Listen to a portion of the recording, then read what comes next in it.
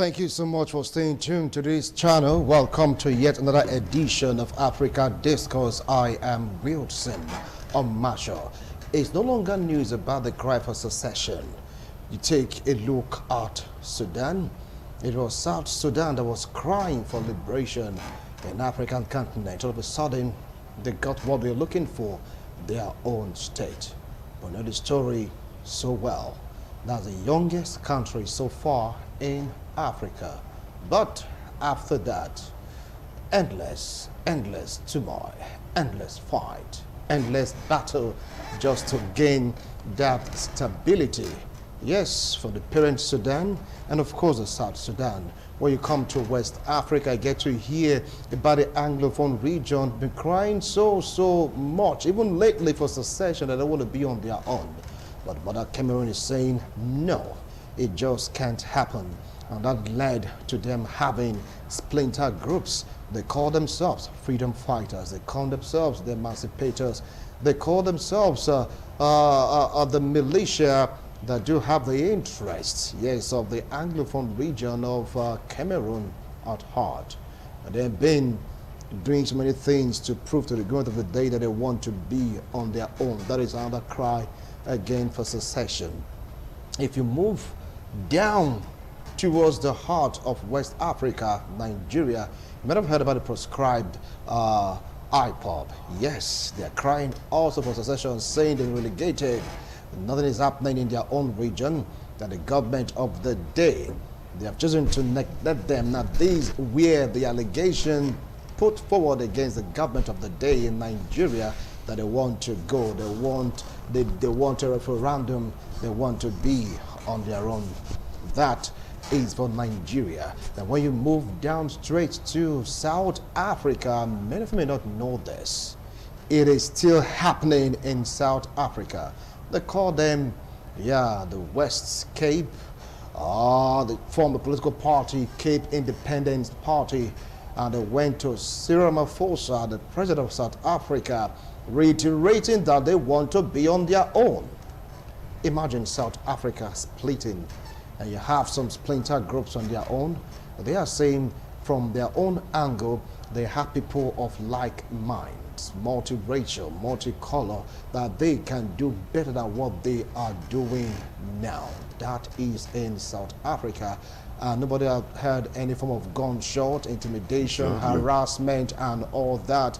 They are talking the talk. Anyway, my analysts will throw more light on this, because we are focusing more on what is happening in South Africa. Then we can do a comparison with other countries that they're trying to claim for secession, and the way the government of the day have been reacting towards their appeal or towards their forceful nature of trying to get what they want. Still very close to me, he is a lecturer, a prof.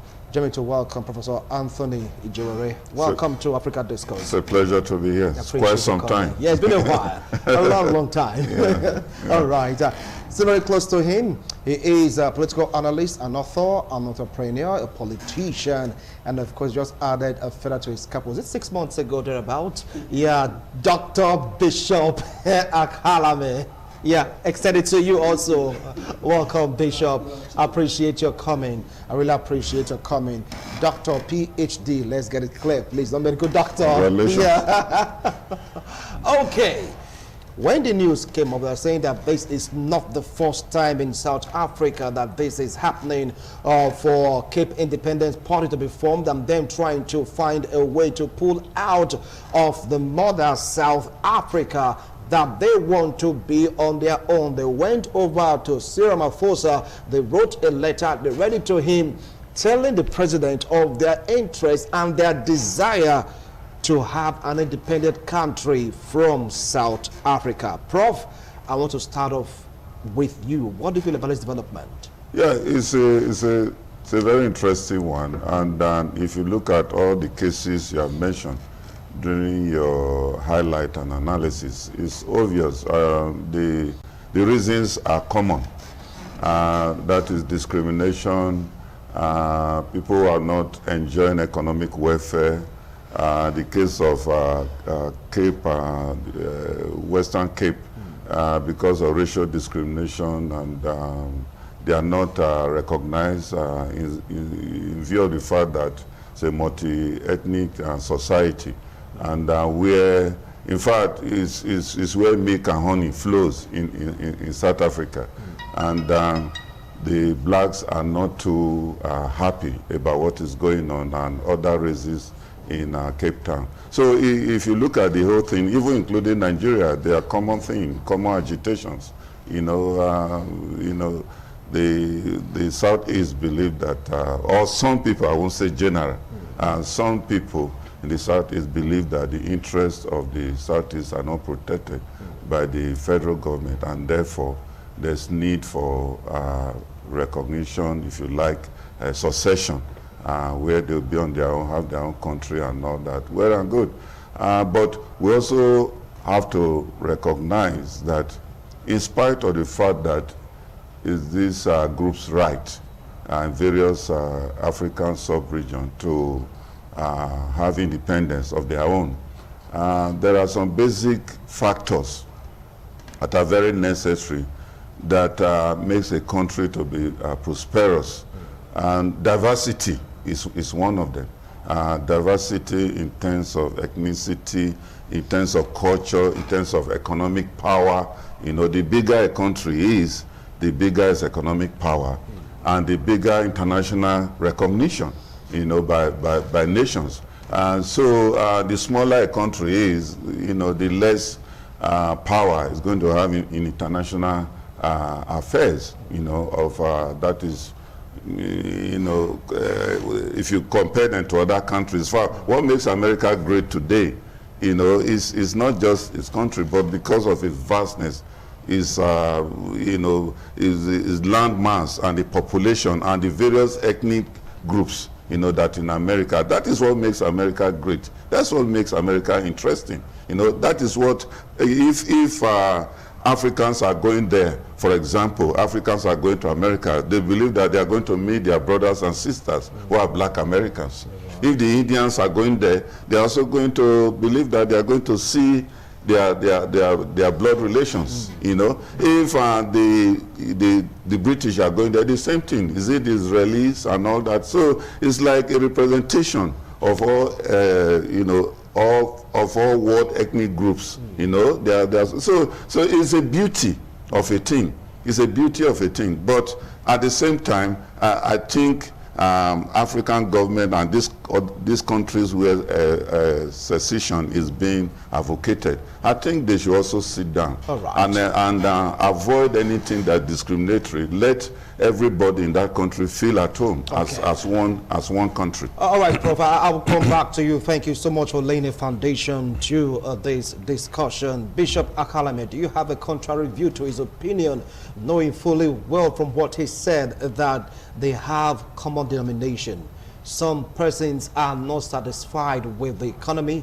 They are not satisfied by the way they've been represented. They are not satisfied also with so many things going on in the parent country, so to speak, and they believe that on their own they can do better vis-a-vis Cape independence. Thank you, Mr. Marshall. See, the issue of secession movements, it's not just, it's a common thing. It's happening everywhere. If you go to Italy, it's happening there. If you go to Spain, go to Canada, just name them, it's happening. That of South Africa, the Western Cape, is not peculiar. Even in Nigeria here, we have that of the Yoruba nation. Of course, we have the Biafra nation as well. So it's just common everywhere. And there are so many reasons why we have all these secession movements that we are seeing everywhere, that every region or province want to be on their own. Like in the Western Cape, you see South Africa happen to be a very interesting country. It's a country I love so much. And if you look at the classification of countries in the world today, there are first world nation, second class world, second world nation, or the third world nation. South Africa is only African country was able to fall into the second world nation. And it's divided into about 9 provinces. And let me tell you something. In these 9 provinces, you discover that the Western Cape happened to be the second richest province in South Africa. Okay, they will talk about he's also the fourth largest in the last place in South Africa. When you come to population, is also the third. You know what I'm saying? And it has a population of over about 7 million inhabitants. Now, if you look at it, they are well favored. If you look at the funding of the government, even there are some critics who said these guys, we don't even know why they said they are comfortable economically. Because that's the major reason. That they said they are now comfortable, that they have economic powerhouse to help themselves. And as such, there's need for self-determination. They want to stay on their own. And they couldn't say that they are well governed, that among the 9 provinces in South Africa, that the Western Cape happen to be the one that is well governed. And if you look at it very well, it is only the province that is not it's not governed by the ruling party, which is the ANC. Yeah. It's governed by the Democratic Alliance. You see, that means they are united on common purpose. They have the same ideology. And they could say that, if you look at it very well, apart from the fact that they have a political party which they believe in, which is called the Democratic Alliance, all of them massively voted for ANC during the election. So by so doing, because of their ideology, they feel they can stand on their own. They will have some persons who says these people, because if you look at the characteristics of the habitat of the Cape, of the Western Cape, you discover that these people, they said half of them, they speak what is called the Afrikaans as their first language. Okay? And while minority of them speak what is called the English as their first language. And they have it's one of those provinces that is diverse. They have what's called diverse ethnics region among this province. So people are not saying that you want to implement the apartheid regime. Yes, that we have long overcome. Because the people there, they are colored. You see now? So there's this insinuation that they want to separate themselves from the black South Africa. You see that? So that before the black can now migrate to where you have this colored South Africa, it will be very difficult for them. Maybe they may have some stringent rules or processes to get their visa to access it. They just want to, and they are not saying, no, we are not promoting racial discrimination, yes. And if you look at it very well, that there is a less racial group in that area. Because they are not, they even say that those who are agitating for this self-determination, it's only about 26% of the whites. That every other region, ethnics, they are in support of what they are doing. So I do not see anything wrong in it. If you move again, look at their constitution. If you look at the constitution of South Africa, section 235 of the South African constitution say give what? Give room, give rights for what? For secession and self-determination. You see that? But there's limitation. All those critics say that apart from the fact that the constitution says, section 235 of the constitution say they have the right, people with similar culture, language can come together to secede and form a country.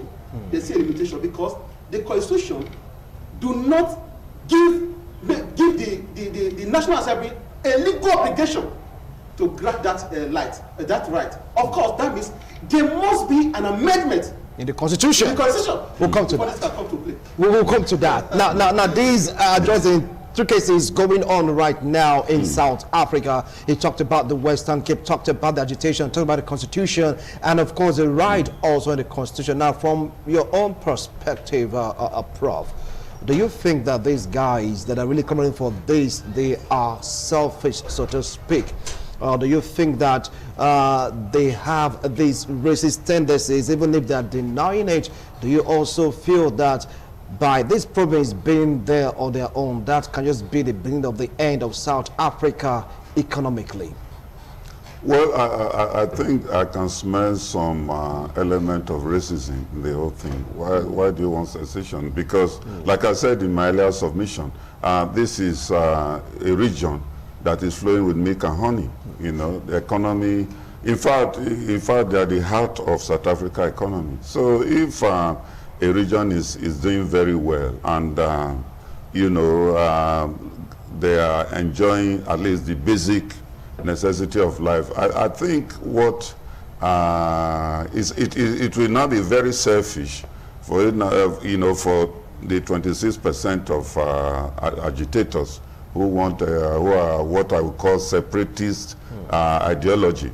You know, should I mean team up with the system, the government, the ANC, and try to forge ahead. If there are issues that have to be discussed, you know, concerning racial discrimination, economic empowerment, and what have you, I think there is, you know, an avenue, a platform where that can be achieved. You know, a referendum can be set up where, you know, these issues can be trashed out. And because, like I said earlier, the bigger a country is, the merrier it is, the more they are recognized internationally. If you go by the population of countries that are very doing well, the giants, the big tigers, the 5 tigers of commercial business in the world, you see that their population is massive, e.g. China. You know, if you look at China, if you look at America, if you look at Canada, Korea, and all that, you know, they are controlling very heavy population and a lot of ethnic groups, you know. And so I think these groups can always come together, have a common cause. And I think at the end of the day, what is important, do they operate the Constitution very well? You know, and if there are areas where people feel agitated, in fact, that is the essence of constitutional amendments. You know, Constitution can be amended to suit the new agitations from people, and I think that will make it beautiful. And that is you see, the beauty about the Western Cape thing as compared to perhaps that of Nigeria. It has been done. You know, they are using a lot of public enlightenment approach. You know, discussions, meeting people, you know, talking to people, using the social media, and I think that is it is supposed to be. But using this draconian approach to it, you know, it's either you let us have our country, or nobody exists, or any person that challenges or have an what they call a contribution to whatever agitation is taking place, such person is enemy of the state, to be an enemy of the state, and the person, either his properties are burnt or the person himself will be killed. And I don't think that. So I love their approach, but all I'm still saying, I love the approach of Western Cape Town. But what I'm still saying is that they should try to work with the government in power and do some constitutional amendment to suit whatever agitations they have. Yes. Constitutional amendment to suit whatever agitation they have. Well, Bishop Akalame, you get to hear when he talked about the approach. Because for South Sudan to get their independence, it wasn't just jaw. It less like a war. If you take a look at also these other countries that are like, you know, trying to pull out of their mother country, for instance, the IPOB, the Anglophone in Cameroon, they're like, you know, Jojo isn't working, it's now war. I mean, in Nigeria also, you know the story so well. Do you feel that approach matters a lot in this kind of quest? Of course. There are always requirements for everything. If you want to come into the university now as a new student, the best authority will show you the requirements. You know, you must have this, you must have that before you can be a student. You cannot just come and say, you people must admit me. Otherwise, I don't have maths and English. Otherwise, burn the university down. It doesn't work that way. If you look very well, Section 127 of the South African Constitution made provision for a referendum that the premier of that province can call for a referendum. But we look at it again that in 2020, that the province aligned, they generated a bill, they made a bill to align with the constitution of the country. So that means it will be very difficult for them to even call for a referendum, except there's a constitutional amendment. Even when the section 37 of the province of the Western Cape Province, so 37, also made provision for that referendum. But because of that bill they came up with, there must be a need for the government, for the National Assembly, to amend the constitution before they can grant them that independence. But if they don't follow this procedure, this approach, this procedural approach for self-determination, that means there will be chaos.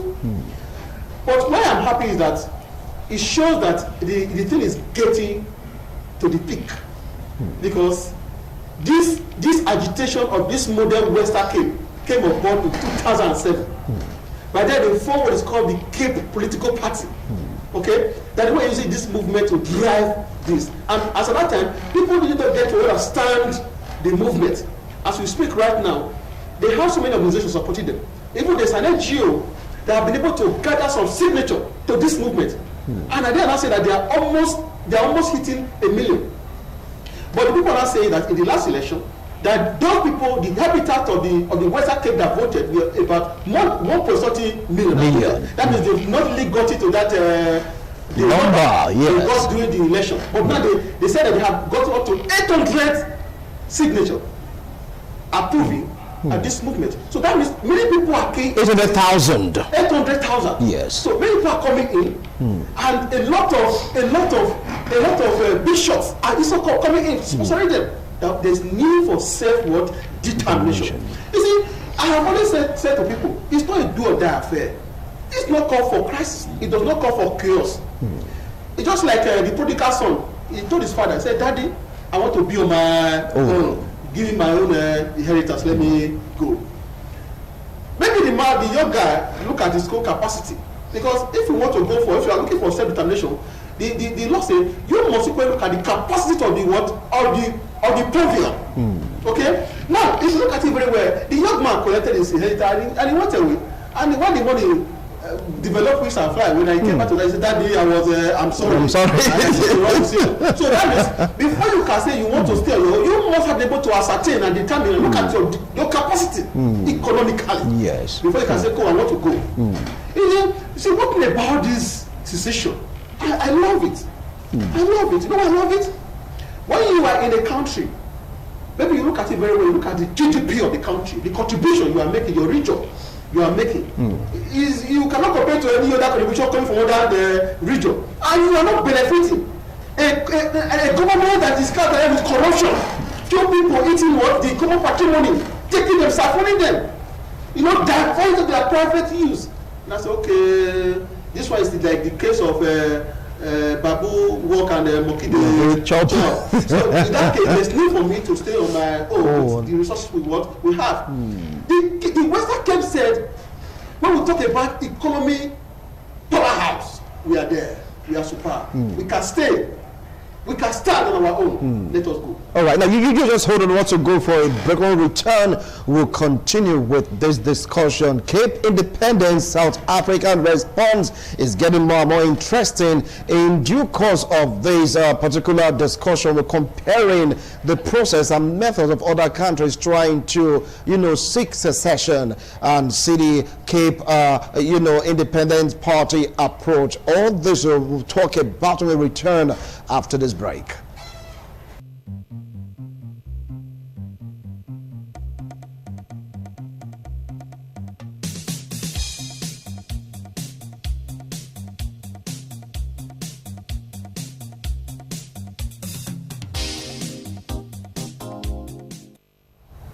Thank you so much for staying tuned to this channel. It's all about Africa continent. It's all about countries in Africa, their politics, the economy, agriculture, education, you just name it, all about development of African continent on this platform. We're taking a look at the Cape Independence, South Africa's response. They're trying to be on their own, saying we are strong enough. We want to be on our own. I have Professor Anthony Jewere and of course Bishop Akaleme, PhD, with me here in the studio. Bishop, you're making a point before we went on that break. Please continue with the point you're making. Yes. So what we are saying is that it is not a battle issue. Yeah. It's not about a decision that we are not capable to take care of ourselves. That is what we are saying. That we have economically, we are well to do. We can stand on our own, you know. And they equally said that, is it the way we are looking at South Africa? South Africa is going down economically. That is according to the assumption of the habitat of the Western Cape. They said they have looked at the economy of South Africa. Are they assuming all is true? It's an assumption. Two edges. It's an assumption. Yeah. That they have looked at it that the economy is going down. That in the near future, it will get worse. So since they have what it takes to manage themselves, there's need for them to go. And they said that their own profit is well managed. And somebody now said, if your own profit is well managed, how come that the Cape Town is the capital city of armed robbery, kidnapping, also social violence? Then there's another critic again, which says that these people, it's not as if they have what it takes to manage themselves. Their major occupation is fishing, farming. That why they talk about they can stay now is that the province is more funded than any other provinces you have because of the colored nationals that are there. You see that now? That's what the people are saying, because of the colored nationals are there. So there's a huge infrastructural development in the Western Cape. So because of this development, schools, name them, they now feel that we can stand on our own. That they now feel that the DA, which is called their political party, that the Democratic Alliance is the one that has been able to develop that region for them. That they have a diverse ethnic group. You see that? They have diverse ethnic group. And they believe in one ideology. That is their own assumption. That is what they are putting up, that we can do this. But they cannot achieve that without the legal processes. I had just told you just now that the government, give and take, maybe if they feel that, well, South Africa is not even a big country. Seven, you know, we are talking about Western Cape Town, no more than 7 million. Of 7 million. All right. And it's not involved to Lagos economy. All right. Or maybe Kano or maybe Port Harcourt. Okay, fine. Prof, for what he said, anything everything they are doing is based on assumption. They assume that they're economically viable. They assume also that they can stand on their own. They assume that they can do better. And of course, they also assumed that South African economy is dwindling, and in the nearest future, it may be nowhere to be found. All these assumptions put together, is it enough for them to say they want self-determination? Well, in my own opinion, I don't think it's enough. If we have to go critically, do a critical analysis, where they are the heart of the economy. Where is the thing coming from? And we all know that in major cities of the world, capital cities of the world, the government invests a lot of resources there because it's if you like, is the PRO of that nation, is the eye of that nation. It's like our Abuja. You know, government spends so much there to reflect what you call Nigeria, you know, the economy. Like you say, look, if you want to make money, if you want to live good life, go to Abuja. So it's the same thing most countries are doing. So they cannot, which means a very high percentage of the budget is always put there in Cape Town. The idea is to, you know, develop the place very well, because it's the first point contact for any, it gives an impression of what the country is by any foreigner, any visitor, and so on and so forth. So they cannot therefore claim that the economy is buoyant, and in view of that, they can stand on their own. They've forgotten that there are a lot of industries there, especially agro-based industry that is, you know, contributing a lot to the economy. And it's not just, it's made up of a lot of ethnic nationalities. So you cannot just say it's only the Western Cape that are contributing. So therefore, they're having a very wrong assumption. It's like a child that will boast that he can take his bath himself. And what you see is merely washing the tummy. And at the end of the day, the other part of the body will not be clean. Say, Mommy, I can bath myself. You know, so it's the same thing. So they should not, like I said earlier, there should be a referendum where the constitution amendments can be made, because a bigger, I still remain on my stand that the bigger a country is, the better it is. I think what it boils down to, do you have a government that is sincere? Do you have a government that knows that the country is a project, and therefore it has to work to ensure that the whole country is interwoven into one, and every person gets his satisfaction? It's like the late Yaradua. When he was there, he saw the country as one, you know. And what did he do? This amnesty, this Niger Delta thing we are talking about. He introduced it. He said, look, oil actually comes from the Niger Delta, and therefore, over the years, these people have not been, their interests have not been fulfilled. Therefore, let it come up with a program, and that gave birth to the amnesty we are seeing today. And ever since, the region has calmed down.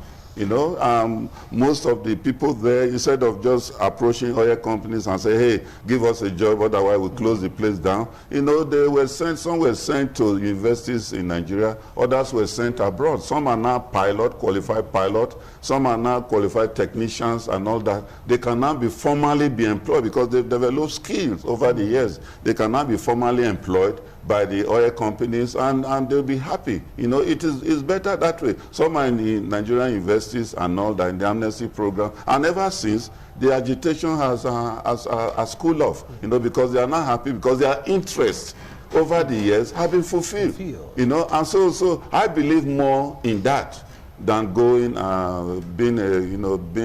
rather than agitating for secession. You know, just let a sincere government should take the interests of other regions into consideration. And I believe where that is done.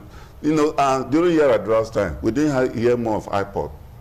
We didn't hear more of IPOD agitation and all that. You know, even Ojukwu, blessed memory, you know, he formed he joined political party when he was pardoned. When he came back, he joined a political party. In fact, he formed a political party, a regional political party, Afghan. And today the party is waxing very, very strong. So this is my attitude to it. You know, when the interests of this region, sub-regions are taken care of, and I believe the agitation will come down. And I think in Nigeria we're enjoying such things. It's unfortunate that some other group are, you know, are approaching it in the very, very wrong way. All right, now talking about approach, take a look at the screen. You saw the way indigents, or let's say citizens or inhabitants of Western Cape, they're going along the road with their flags. You know, some people that it's good for them to be on their own. Nobody embarrassed them. Nobody harassed them.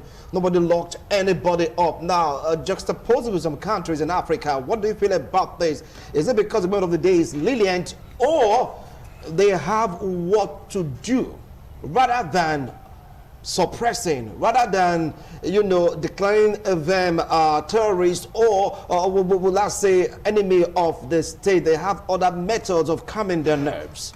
Well, what I have to say is that it is the constitution. Every democratic system of government must respect the rights of the citizens. Every citizen have right to protest, peaceful protest. Exactly.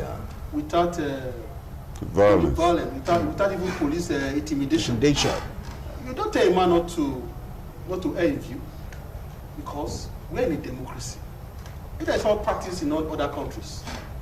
That as a citizen, if you see anything that does not go well with you, you don't like this idea, you voice it out.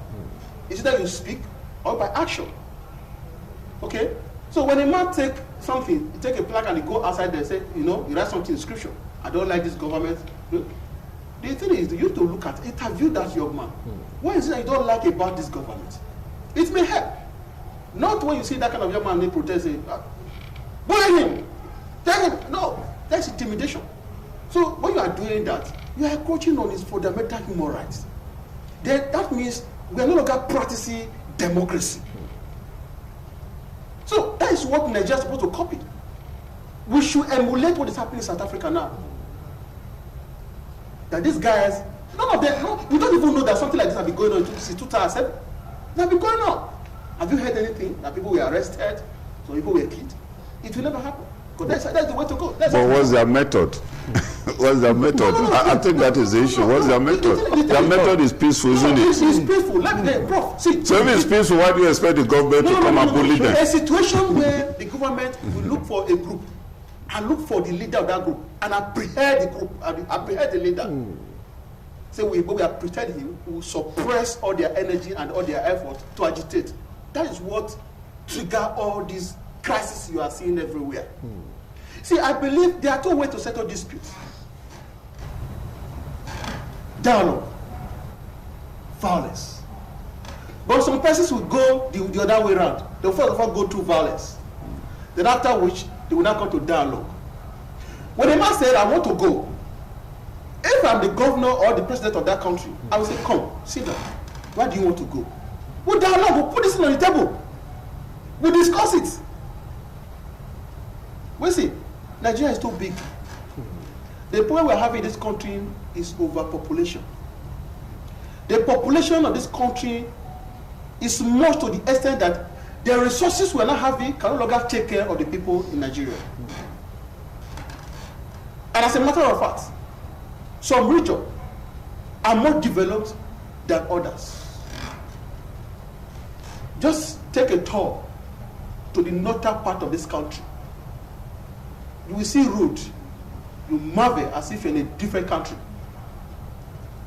I was with one young man from the north who said, how come the roads are so bad? You go to our side, we don't even know whether we have issue of a road a problem. You see that? So some people will now feel that how can we be contributing like the oil now move from the Niger Delta? And if you go to that area now, if you go to Warri, maybe if you go by road from Warri, you are going to Borakot. There's no road. Okay, we from Edo State here, you are going to Warri or you are going to Abraka. There's no roads. We see. Our roads are in a deplorable condition. But compared to what we have in other areas. So when people begin to see all this marginalization, begin to see all this as if we are not becoming alone. We are not the scheme of things. What do? Say there's need for me to stand on my own. But the option is this, I have already advocated this, that the government should grant autonomy to every state government to operate independently. If your state, you are into agriculture or maybe fishing, I believe that when you give that state an autonomy to operate on its own, harness the resources within your state, okay, to drive the economy of your state. And I believe that every government or every governor will begin to think out of the box on how to take advantage of this opportunity within their state. All right. Well, if my government lecturer was to be around, it was like, different, types of government. You go to the federal type of government where you have powers accrued to the state. That may just give right to secession in the sense that they say take care of themselves. But here in our country, we're like, the division of this country, we just can't talk about that because we have to be one. But take a look at the approach of of the Western Cape in South Africa, and compare the approach also to some persons or some organization in Nigeria and of course in Cameroon. What do you think is the difference? Well, if you look at that of Western Cape, I like the approach. You see, like we discussed in this program, it started silently since 2007, and they are still pursuing it without necessarily having to destroy government properties. They even went to the president. Yes, wrote a formal letter, and this is what we want. This is what we want, and so on and so forth. I think they are saying they are going to taking advantage of social media and distributing leaflet, handbills, and all that. So I think that is so that over the period of time, people perhaps don't believe in the agitation. When the thing keeps coming up like a recurring decimal, people will say, "Oh, wait a minute! It appears these people have a point. Let's see what they are up to." So I think that's a better approach instead of instead of Banana Republic approach. I think. What do you mean by Banana Republic approach, Prof? Being violent to cut it short. Right.